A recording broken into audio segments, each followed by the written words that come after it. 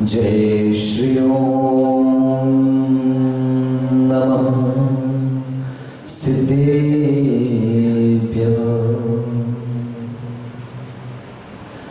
नमः श्री वर्धमानाय निर्धूत कलिलात्मने सालोकानां त्रिलोकानां यद् विद्या दर्पणायते अज्ञानतिमिरान्धानां ज्ञानाञ्जनशलाकया चक्षुरुन्मीलितं येन तस्मै श्रीगुरवे नमः। तस्मै श्रीगुरवे नमः।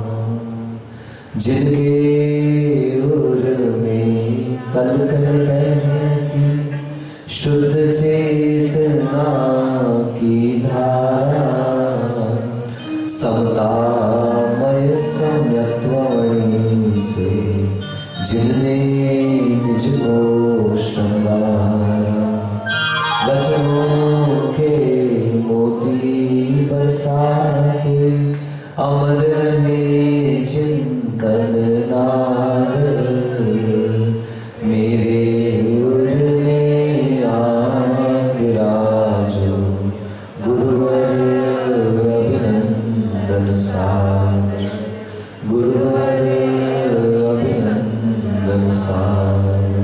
पंच परमेश्वर भगवान की लोग कम हो मगर काम के हो, समझे?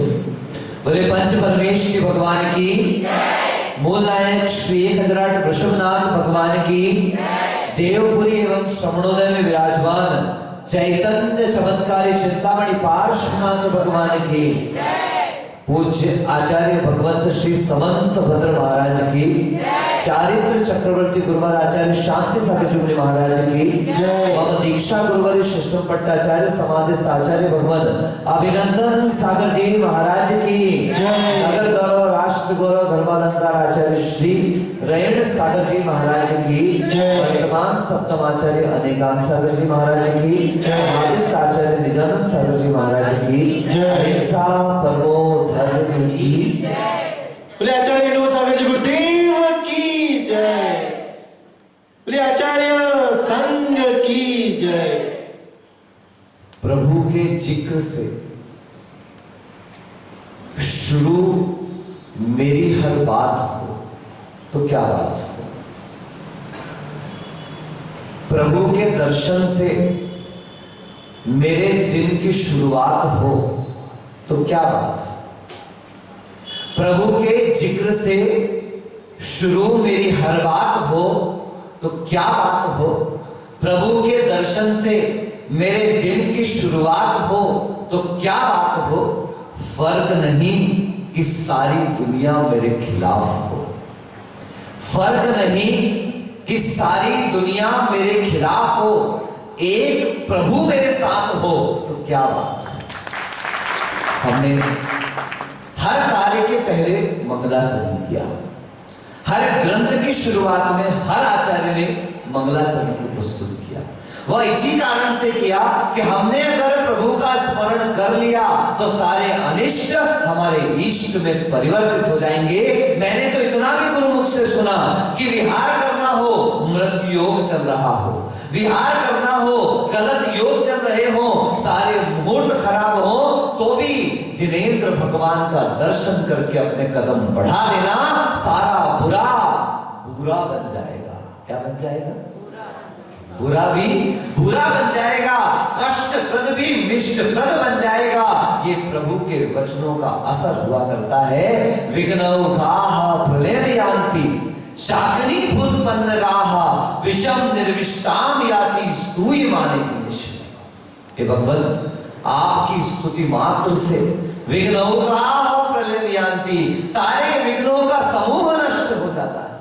शाकिनी भूतपन्नगाः, ये भूत पिशाच चंडाल चंडालिनी सबके प्रभाव नष्ट हो जाते हैं और विषम निर्विष्टाम याति, विष भी क्या हो जाता है, निर्विष्ट हो जाया करता है। स्तूय माने जिनेश्वरे, ऐसे रत्न करंडक श्रावकाचार्य ग्रंथ के मंगलाचरण में हम लोगों ने वर्धमान भगवान को नमस्कार करके, वर्धमान शब्दार्थ से सभी तीर्थंकर भगवंतों को नमस्कार करके, वर्धमान चारित्र वाला होने से प्रत्येक तीर्थंकर को नमस्कार करते हुए, जो कर्म कलंक कालिमा से रहित है और लोक अलोक जिनके ज्ञान में संपूर्ण झलकता है, जिनके ज्ञान में पदार्थ झलकते हैं, ऐसे भगवंत को नमस्कार करके ऐसा दृश्य जिनको जाना नहीं पड़ता, झलकाना नहीं पड़ता, एकमात्र उनके केवल ज्ञान में संपूर्ण विश्व दर्पण के समान झलक जाया करता है, उसे नमस्कार करके कैसा एक गृहस्थ को आचरण करना कि वह श्रावक बन जाए। उस श्रावकाचार ग्रंथ का वर्णन आज से हम प्रारंभ करते। महाराज आपने तो 2 दिन पहले चालू कर दिया, अरे वो तो मंगलाचरण चालू किया, प्रभु का स्मरण किया, प्रभु की बात करी। पहले प्रभु को जानेंगे तब तो प्रभु के बारे में जान करके हम उनके मार्ग पर चलने का पुरुषार्थ करेंगे। छेड़ाराकार कहते हैं, बिन जानन दे दोष गुणन को कैसे तजिए रहिए। आप दोष नहीं जानते हैं, आप गुणों को नहीं पहचानते हैं, तो आप दोषों को छोड़ने की कोशिश कैसे करोगे। आप जाने ना, अभी देखो चौके में आहार होता है, दही बड़े बनाते हैं, है ना, और उसके ऊपर इमली की चटनी डाल देते हैं। यद्यपि दही बड़े तो हमारी परंपरा में सेवन किए जाते हैं, लेकिन उसके ऊपर डाल दी गई किसकी चटनी। अब इमली की चटनी ज्यादातर चाहे चौके वाले बनाए और चाहे ठेले वाले बनाए, इमली की चटनी गुड़ डाल करके ही स्वास्थ्यवर्धक होती है, सर्दी खांसी का नुकसान नहीं पड़ता, इसलिए क्या डाल दिया गया उसमें, गुड़ डाल दिया गया। अब ज्यादातर लोगों को ज्ञात ही नहीं है कि दही और गुड़ अगर साथ में मिल जाए तो उसको अभक्ष्य कहा जाता है। क्या कहा जाता है, अगर दही गुड़ मिल गया तो वह जैनियों के सेवन योग्य करने नहीं बचा, वह व्रतियों के सेवन करने योग्य नहीं बचा, वह साधुओं के सेवन करने योग्य नहीं बचा। लेकिन हम लोग सेवन करते चले जा रहे हैं। आज तक सुना ही नहीं महाराज, आज तक जानते ही नहीं महाराज। जब जैन आगम में तीसरे गुण स्थान का वर्णन किया जाता है, तब तीसरे गुण स्थान का वर्णन करते हुए कहते दही और गुड़ को मिला दिया जाए तो जैसा स्वाद होता है, ऐसा जिसे कहा नहीं जा सकता, जो अभक्ष्य होता है, ऐसी तीसरे गुण स्थान में हम उसकी चर्चा भी आपसे नहीं कर सकते। उसका क्या स्वभाव है, बस देव और कुदेव दोनों में समान जो श्रद्धा रख लेता है वो तृतीय गुण स्थान है, सम्यक मिथ्यात्व है। क्या उदाहरण दे दिया, दही गुड़ के स्वाद जैसा। तो आचार्य कहते मैंने तो आज तक दही गुड़ का स्वाद ही नहीं लिया, तो हम भी तो यही बताना चाह रहे, तीसरे गुण स्थान का स्वाद ऐसा है। सिद्ध कर दिया कि वह सेवन के योग्य। महाराज हम तो जानते ही नहीं थे, तभी तो आपसे कह रहे आ जाओ एडवर्टीजमेंट। ऐसा मत सोचना हमें विज्ञापन कर रहे हैं। समूह शरण जब भगवान का लगता है अश्विन भैया, तब भी ऐसे ऐसे देव होते हैं जो बाहर जा जाकर आओ भगवान का समूह शरण लगा है, आओ भगवान का समूह शरण लगा है, भगवान की वाणी सुन लो। सुनो, वहां नृत्य की व्यवस्था भी है। भगवान के समूह शरण में रेगुलर नृत्य चलता रहता है। भगवान के समूह शरण में वापिकाएं भी हैं। आप स्विमिंग पूल घूमने जाते हो क्या, स्विमिंग पूल घूमते हो, ऐसा स्विमिंग पूल एक बार महाराज का प्रवचन चल रहा था और प्रवचन में जिन लोगों को महाराज ने ये दीप प्रज्वलन वगैरह के लिए पहले से कह दिया था, वे सारे लेट आए। पता चला कहां गए तो ज्ञात हुआ कि वे सारे के सारे वाटर, क्या होता है, वाटर पार्क, वहां घूम के आए। वो जब आहार देने के लिए आए तो महाराज ने उनसे सबसे पहले इशारा करके पूछा, बोले महाराज वाटर पार्क से आए, गेट आउट, सीधे बाहर। निकाल दिया उन सारे लड़कों को, किसी से आहार नहीं लिए। उस स्विमिंग पूल में नहा रहे हो, उसमें डुबकी भी लगा रहे हो, और डुबकी लगाने में कई बार वो पानी मुख नाक कान के अंदर भी जाता है।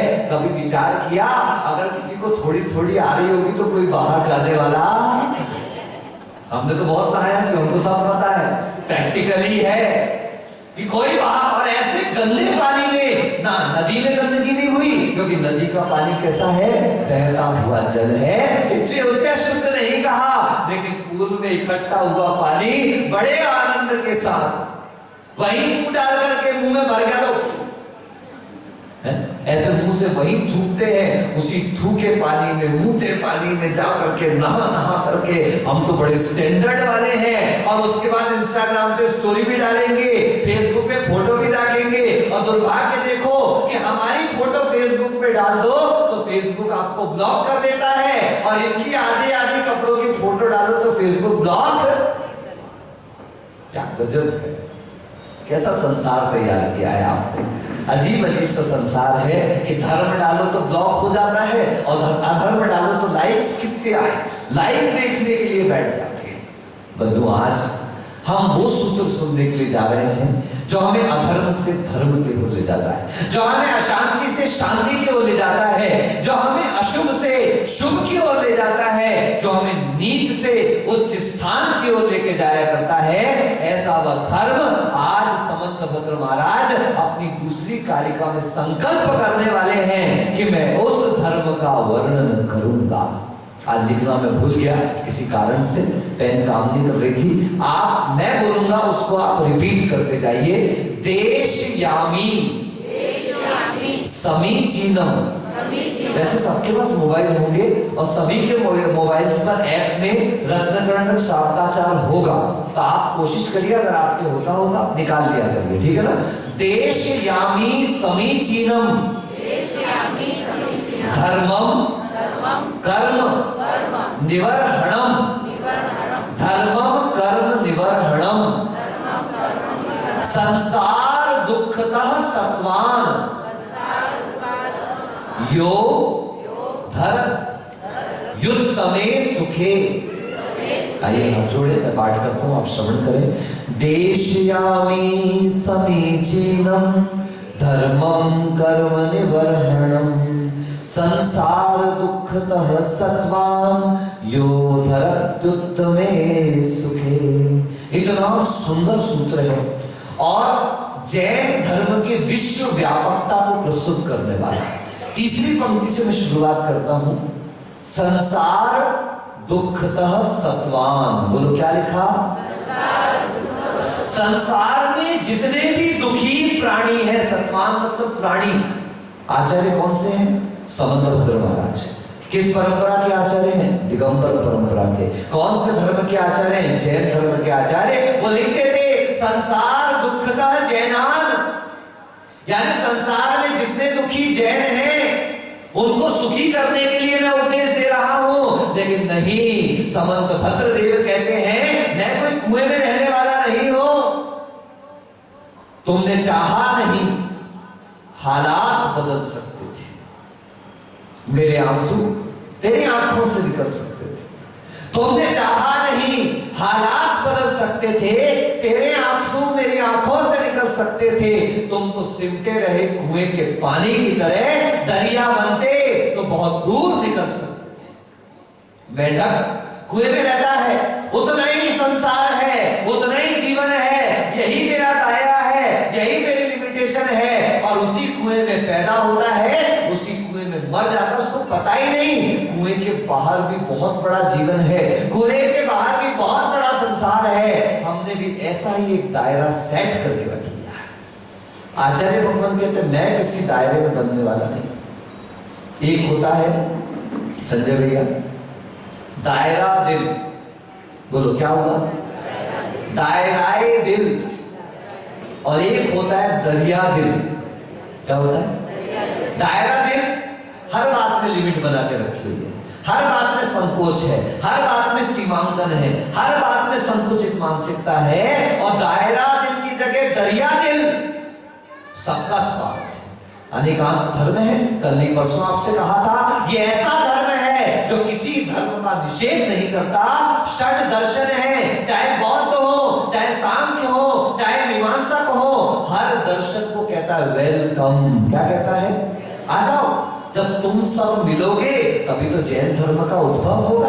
एक तेरा पक्ष, एक तेरा पक्ष, एक तेरा पक्ष, एक तेरा पक्ष, इन सारे पक्षों को मिलाया तो निष्पक्ष जैन धर्म की उत्पत्ति यहां पर होगी। यह ऐसा धर्म है। मैं संसार के समस्त दुखी प्राणियों के लिए जिसने अपने आप को दुखी माना है, संतोष भाई दुखी हो कि नहीं बताओ? अगर यही नहीं पहचाने कि दुख है नहीं है तो बड़ी समस्या हो जाएगी। स्वाध्याय इसीलिए किया जा रहा है, प्रवचन इसीलिए कराया जा रहा है, अपने दुख को पहचानो तो मुझे दुख है। नाम था सनत कुमार चक्रवर्ती। कौन से चक्रवर्ती? बोलो ना, मुंह खोलो ना। याद है आपको? मैंने आपको बताया था परसों खुरई में चातुर्मास चल रहा था, तत्वा सूत्र का प्रवचन चल रहा था, नरक गति का वर्णन चल रहा था, मैं नरक के दुखों के बारे में बोल रहा था, और ऐसी कुर्सी पर बैठी हुई एक अम्मा, बढ़िया ऊपर पंखा चल गया, उधर कुर्सी मिल गई। हाँ ध्यान रखना, कुर्सी पे बैठे हो पाप कर्म की वजह से, मगर ऐसे बैठना कि बैठते हुए भी एहसास बना रहे हम धर्म सभा में बैठे हैं, हम कोई पिक्चर देखने नहीं बैठे, हम कोई मूवी देखने नहीं बैठे, हम कोई शो देखने नहीं बैठे, हम जिन धर्म के वचन सुनने के लिए बैठे हैं, ऐसा भाव कुर्सी पर बैठ करके भी आपका बना रहे। वो अम्मा जी बैठी, कुर्सी से टिक गई, पंखा चल ही रहा था, मैं सुना ही रहा था, अम्मा जी बिल्कुल। मैंने कहा यार इतनी मेहनत करके मैं प्रवचन सुनाने आया हूं और ये देवी तो बिल्कुल निद्रा देवी की आगोश में है। मैंने आवाज दिया, मेरा तो काम है, कोई संभले ना संभले, फर्ज तो अदा करते हैं राह के पत्थर अपना, तुम समझो ना समझो हम तो अपना काम करेंगे। जैसे वो नेपाली आता है, गोरखा चौकीदार, जागते रहो। अरे 12 बजे रात को कौन पागल बोलेगा जागते रहो, सोते रहो। 1 बजे रात को ढन ढन ढन ढन ढन ढन जागते रहो। वो आपको सो के उठने नहीं कह रहा है, वो आपको ऐसा कह रहा है कि ऐसे मत सो जाओ कि बिल्कुल ही खो जाओ। चारों तरफ चोर ही चोर है, कोई धन का चोर है? एक आदमी पुलिस में भर्ती होने के लिए जा रहा था, पुलिस में उससे पूछा गया कि अगर तेरे घर में चोर घुस जाए, अगर तेरे घर में चोर घुस जाए तो सबसे पहले क्या करेगा? वो कहता अफसोस करूंगा। बोले क्यों अफसोस करेगा? बोले इसलिए अफसोस करूंगा बेचारे चोर को मिलेगा क्या, कुछ होगा तो मिलेगा, जब कुछ है ही नहीं तो मिलेगा क्या, इसलिए कुछ नहीं करूंगा, मैं तो अफसोस करूंगा बेचारा चोर भूखा मरेगा आज की रात।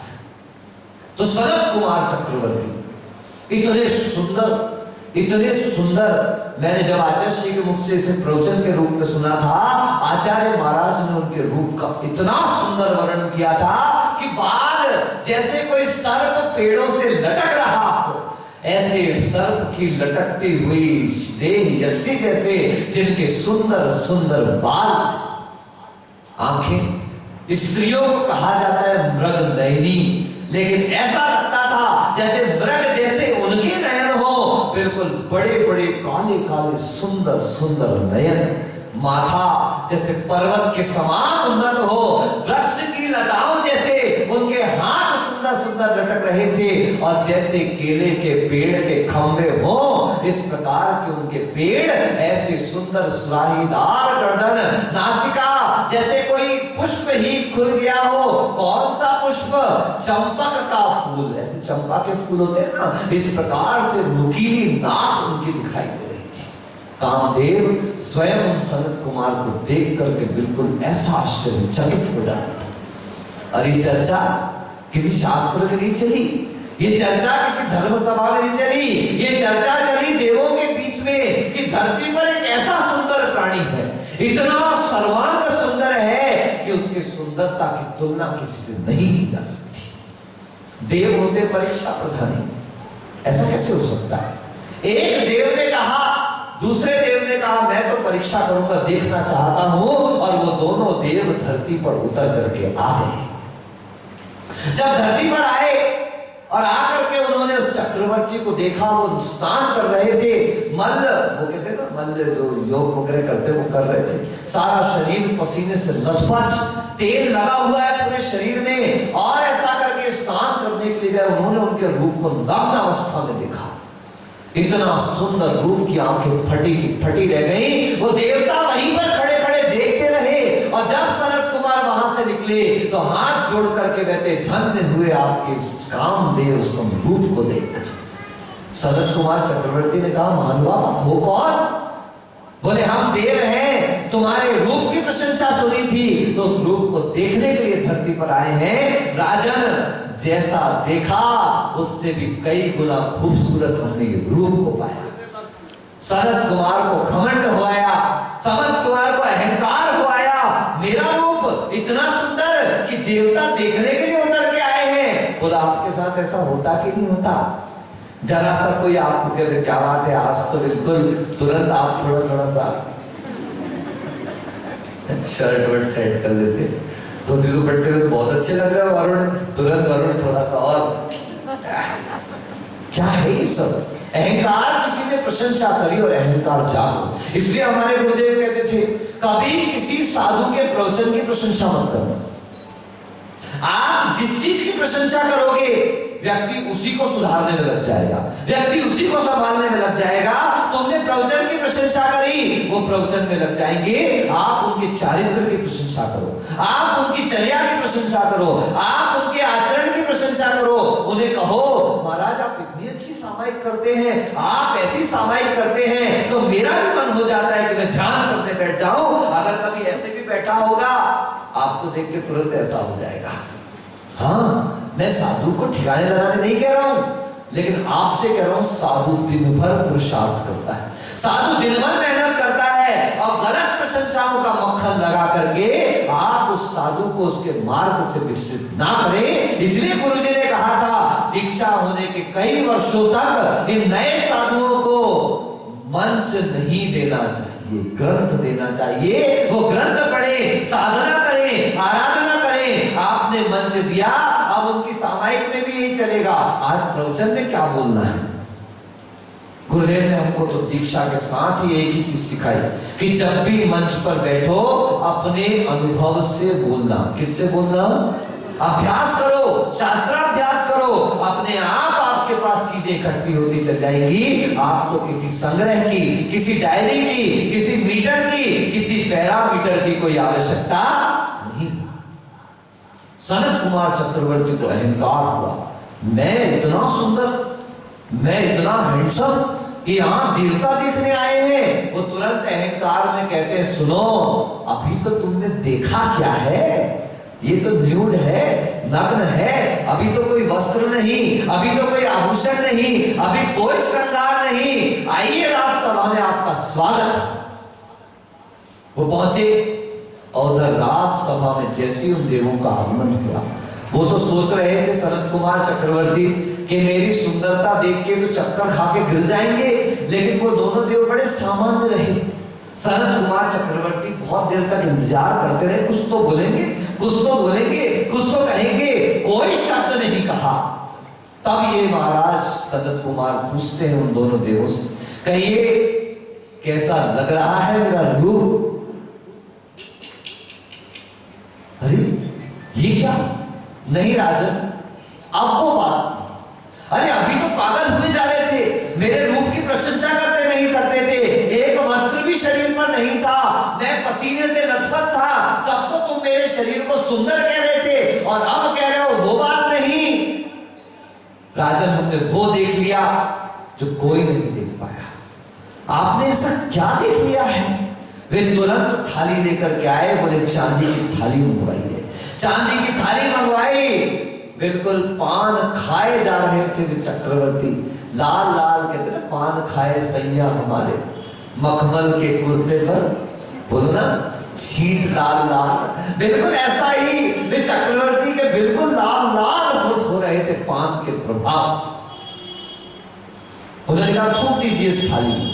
क्यों? जैसा हम कहते हैं वैसा करिए। चक्रवर्ती ने जैसे ही उस थाली में थूका और उसकी नजर पड़ी तो देखता है कई इल्लियां बिलबिला रही हैं। राजन ये वो शरीर नहीं जो हमने देखा था। देखो घमंड किया, अहंकार किया और अहंकार का परिणाम देखो, एक ऐसा रोग आपके शरीर में है। कौन सा रोग? गलित कुष्ठ आपके शरीर में हुआ है। ये कोढ़ शरीर के अंदर कीड़े पड़ चुके हैं, ऐसा आपका शरीर, चक्रवर्ती का शरीर। सुंदर सा शरीर और अंदर देखो ज्ञानी वो देख लेता है जो अज्ञानी की दृष्टि में कभी नहीं आ पाता। चले गए दोनों देव। सनत कुमार चक्रवर्ती विचार मग्न होकर उसी समय उनके मन में विचार किया। केसर चंदन द्रव्य सुगंधित वस्तु देख सारी, देह परसते होए अपावन निष्दिन मल जारी।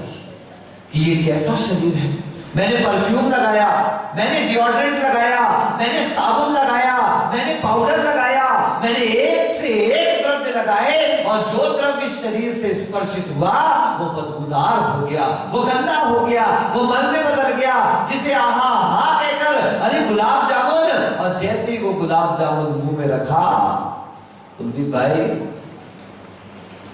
क्या है बोलो, गुलाब जामुन नहीं महाराज, अब वो गुलाब जामुन नहीं रहा, अब तो वो थूक बन गया है, अब तो वो मल बन गया है। किसने बनाया?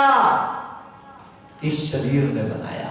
ये इस शरीर का स्वभाव है उत्तम से उत्तम द्रव्य को ये घटिया से घटिया के रूप में परिवर्तित कर देता है, और हम 24 घंटे इसी शरीर को सजाने संवारने में लगे। देवों में फिर चर्चा चली। एक ऐसे मुनिराज हैं, एक ऐसे दिगंबरत्व को धारण करने वाले संत हैं कि जिनके शरीर में भयंकर रोग है, लेकिन रोग की कोई चिंता नहीं। देव ने फिर कहा ऐसा हो ही नहीं सकता। अरे आपको खुजली चली आप खुजाओ नहीं, आपको मच्छर काटे आप भगाओ नहीं, ऐसा तो हो नहीं सकता। रोग होगा तो दुख भी होगा, रोग होगा तो कष्ट भी होगा। दूसरे देव ने कहा नहीं, हाथ कंगन को आरसी क्या और पढ़े लिखे को फारसी क्या, मतलब पता है? सुनी तो होगी कहावत, क्यों भैया जिधर बेटा सुनी? हाथ कंगन को आरसी क्या और पढ़े लिखे को फारसी क्या। जो पढ़ा लिखा आदमी उसको कोई भी भाषा सिखाओ सब सीख जाएगा, उसको क्या सिखाना वो सीखता चला जाएगा। ऐसे ही हाथ में पहने हुए कंगन को आईने की जरूरत नहीं होती है, तो ऐसे ही दिखाई देता है। तो उस देव ने कहा भैया चल हम परीक्षा करके देख लेते हैं। बस दोनों देव रूप बदल के आए। जंगल में मुनिराज वृक्ष के नीचे बड़े आनंद से विराजमान, शांत चित्त बैठे थे। वो दोनों निकले। आप क्या निकलते ना, ठेले वाले आते सब्जी वाले, आलू ले ले, परवल ले ले, लौकी ले ले, भिंडी ले ले ले ले ले ले ले ले करते रहते हैं। वैसे ही वो भी उस तरीके से हमारे पास इसकी दवाई है, हमारे पास उसकी दवाई है, हमारे पास इसकी दवाई है, विज्ञापन करते 10 बार उसके सामने से थूक गए। एक बार जब इनको देखा ये भी बैठे हुए शांति से, इनके पास आए, महाराज आपको भी रोग लगता है, आपके भी रोग का हमारे पास इलाज है, क्या आप औषधि चाहेंगे? तो महाराज हंसने लगे। वो चले गए। महाराज ने कोई जवाब नहीं दिया। कई बार उनके पास आए तो एक बार महाराज तो समझ ही गए थे कौन है क्या है। महाराज कहते सुनो सच में मुझे बहुत बड़ा रोग हुआ, लीजिए ना महाराज ये आपकी कोढ़ की दवाई है। बोले अरे तू क्या मुझे कोढ़ की दवाई देता है, ये कोढ़ तो मैं ऐसे ठीक कर सकता हूं। और उन्हीं सनत कुमार चक्रवर्ती ने जो कई समय से तपस्या में लीन थे, ऐसे रक्त थूक निकाला और थूक निकाल करके अपने सिर्फ एक अंगूठे में लगाया, और उस थूक से सिर्फ एक बार हाथ क्या रगड़ा, उनके थूक के प्रभाव से वो उस उंगली का कोढ़ दूर हो गया। बोले तू इस रोग की दवाई लेकर के आया है? अरे ये रोग मैं अपने तप के माध्यम से, अपने तप के फल के माध्यम से चुटकियों में दूर कर दूंगा। मेरा तो रोग है वो जिस रोग से अनंतानंत प्राणी त्रस्त है। जन्म का रोग, मरण का रोग, बुढ़ापे का रोग, ये रोग जिसको लगा हुआ है वो संसार में कभी सुखी होने वाला डर ही बैठा हुआ है। मरण का डर है, बुढ़ापे का डर है, कहीं किसी चीज का डर है। अभी तो नया डर है, कोरोना का डर है। कितने प्रकार के भय संसारी प्राणी को है, और भय से बड़ा संसार में कोई दूसरा दुख नहीं। अगर इस दुख को कोई जीत सकता है तो जिनेंद्र भगवान के द्वारा कहा गया तत्व है, वह उनके द्वारा बताया गया धर्म है। ये वो कह रहे हैं रत्नकंठ श्रावकाचार्य में, वदिष्यामि समीचीनम, मैं ऐसे समीचीन धर्म को आपके सामने कहूंगा जो कर्म निवर्हणम, आपके पाप कर्मों का क्षय करने वाला है। और उसके साथ साथ यो धरति उत्तमे सुखे, आपको संसार के दुखों से उठाकर उत्तम सुख की ओर लेकर के जाएगा। लेकिन उसके पहले आपको सुख और दुख की परिभाषा को पहचानना, क्या सुख है क्या दुख है। देखो, आपको बहुत प्यास लगी हुई है, आपको दुख हो जाता है। आपने पानी पी लिया, आपको सुख हो जाता है। आपको भूख लगी है, आपको दुख हो जाता है। आपने कुछ खा लिया, आपका सुख दुख तो क्या है, पदार्थ का अभाव हुआ, दुख हो गया।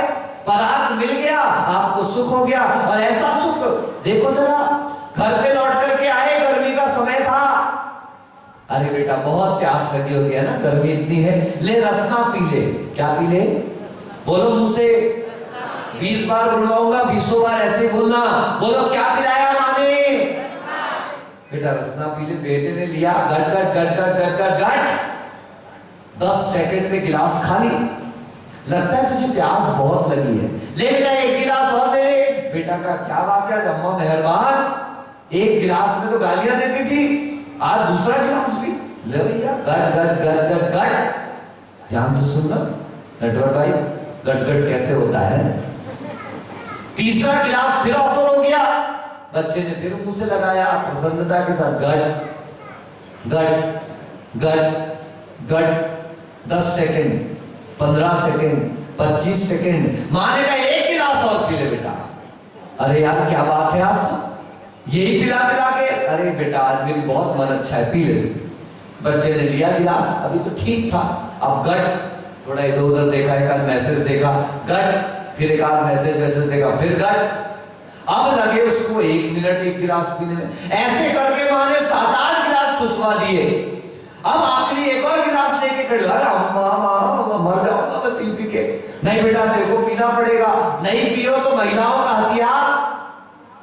क्या बेटा तेरे को मेरी कसम है, नया हथियार है, खतरनाक हथियार। नहीं नया नहीं, अतिशयकारी प्राचीन हथियार है। कुछ फल दे ना दे, ये हथियार फल जरूर देता है। और फल दिया, अब माँ ने दी कसम, बेटे ने लिया गिलास, नाक बंद करी।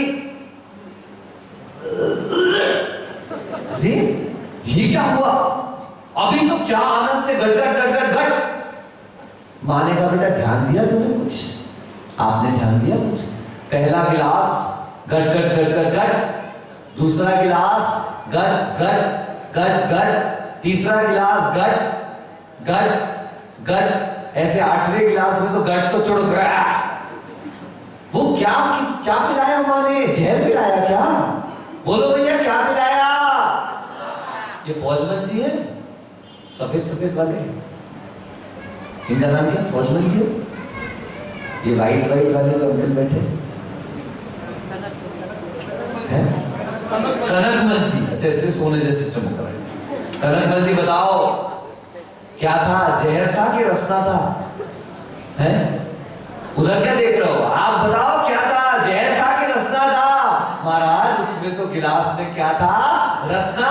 पहले गिलास में भी रसना, दूसरे में भी रसना, और 8वें में भी रसना। फिर अंतर क्या पड़ गया? पहले गिलास में आनंद प्रसन्न, और आखिरी गिलास में उल्टियां कर रहे हो, था तो रसना ही ना। हाँ महाराज, अब थोड़ा सा रसना को तोड़ के बोलना जरा, बोलो ना, रस। क्या शास्त्र पढ़ना, क्या प्रवचन सुनना, शब्द भी अर्थ भरा पड़ा है। वो रसना खुद कह रहा है मुझ में रस ना।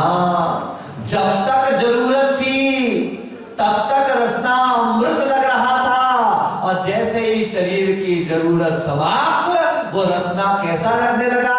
वो जहर जैसा लगने लगा। ये देख लो, ये संसार का धर्म है, ये पुद्गल का धर्म है, ये शरीर का धर्म है। आचार्य भगवंत समंत पत्र कहते हैं, मैं शरीर के धर्म की चर्चा नहीं करूंगा, मैं चेतना के उस धर्म की चर्चा करूंगा कि एक बार जिस धर्म को प्राप्त कर लिया तो वो धर्म परिवर्तित होने वाला यहाँ तो खा लिया तो खुश, नहीं मिला तो दुख, पी लिया तो खुश, नहीं मिला तो दुख, पदार्थ मिल गया तो आनंद और ज्यादा मिल गया तो रोना है। शादी होते ही एक दिन हुआ नहीं, घरवाली वापस पीहर है, 2-4 दिन में वापस आएगी, फिर 15 दिन के लिए पीहर। क्यों भैया? अति सेवन उस वस्तु के प्रति हमारी लालसा को, उस वस्तु के प्रति हमारी रुचि को क्या कर देता है? कम कर देता है। अगर रुचि बढ़ाना है तो कहते थोड़ी दूरियां बना करके रखनी पड़ती है। ज्यादा नजदीकी, कहते बड़े बुजुर्गों से सुना है, कीड़े वही लगते हैं जहां पर मीठा बहुत होता है। इसलिए भोजन में नमकीन और मीठा बराबर चलते रहना चाहिए। इस प्रकार का यह धर्म है जो शरीर का धर्म नहीं है, जो पुद्गल का धर्म नहीं है। हम उस धर्म का वर्णन आज से प्रारंभ कर रहे हैं जो धर्म संसार के दुखों से उठाने वाला है। जन्म जरा मरण के दुख को पहचान कर उस दुख से बचाने वाला है। ऐसे दुख का वर्णन, ऐसे सुख का वर्णन और ऐसे धर्म का वर्णन इस महानतम ग्रंथ के माध्यम से हम सभी को मिलेगा। यह हमारा परम सौभाग्य है कि पंचम काल में भी जिनेंद्र भगवान के जगत कल्याणी वाणी हम सभी को सुनने को प्राप्त हो रही है। उस जगत कल्याणी वाणी में अवगाहन करके हम अपने परिणामों की निर्मलता का सूत्रपात करें। इन्हीं भावनाओं के साथ बोले आचार्य गुरुवर्य अभिनंदन सागर जी मुनि महाराज की।